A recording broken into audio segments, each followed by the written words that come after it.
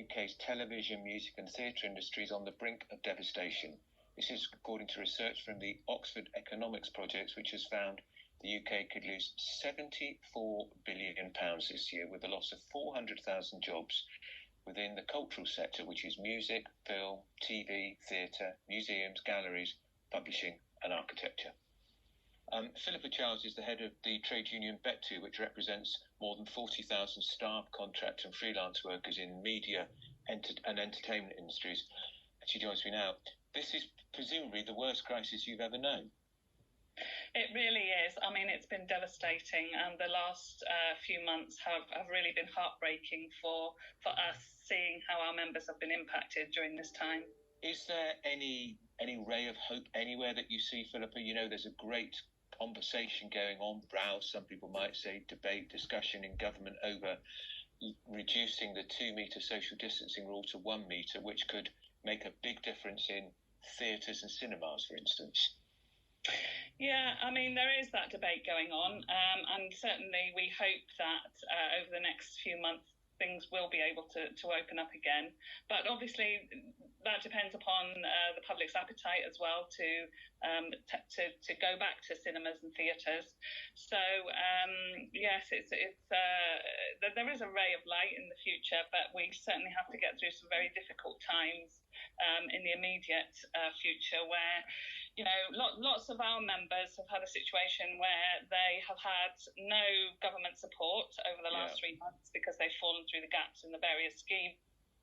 And now even those who have had the benefit of the retention scheme in theatre, seeing they can't change that scheme, which come into place in August, isn't it?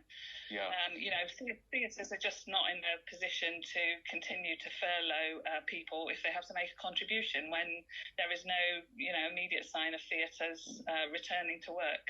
Some theatres, I fear, I'm sure you do too, will not reopen. If you think coming up we have Christmas and that's the pantomime season, that is the biggest money spinner for theatres throughout the year. I'm told that some theatres, it keeps them going for the entire year, and there seems to be little prospect that theatres will be reopened by Christmas time.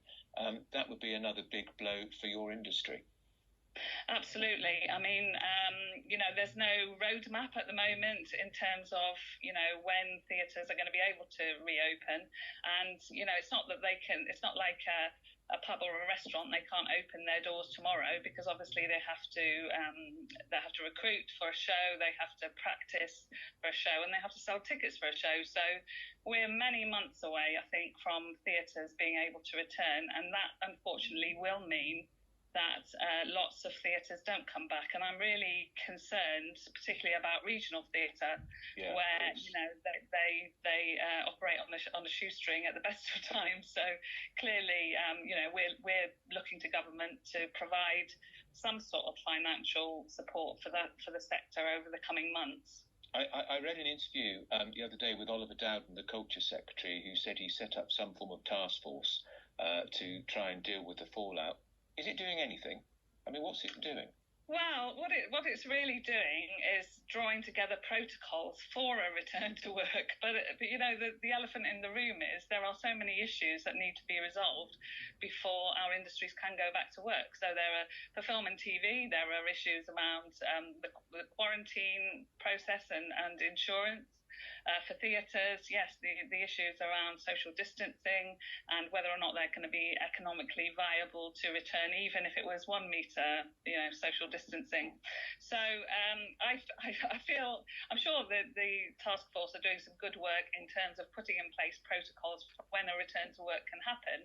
But at the moment, it does feel like, you know, there's bigger issues that need to be resolved, and the industries are going to need some more financial support for the next few months. And they need, I was going to say, and they need it pretty quickly, don't they? Definitely. I mean, we're already seeing lots of theatres announcing redundancies. I'm sure you've seen the reports of that yourself. So every day that goes by, there will be more redundancies and more theatres going into liquidation. So yes, it really needed to happen yesterday. And I think we're really disappointed that the government hasn't announced something before now. All right, Philippa, I must say, as a regular theatre goer, I couldn't agree with you more. That's Philippa Childs. She's the head of Bectu, which represents over 40,000 staff, contractor and freelance workers in the media and entertainment industries. So as they say in the business, Philippa, the theatre is going to stay in the dark. Unfortunately so, and like you, I'm a regular theatre goer, and it's really is heartbreaking. It's heartbreaking for us as fans of theatre, but more so for those who work in the theatre.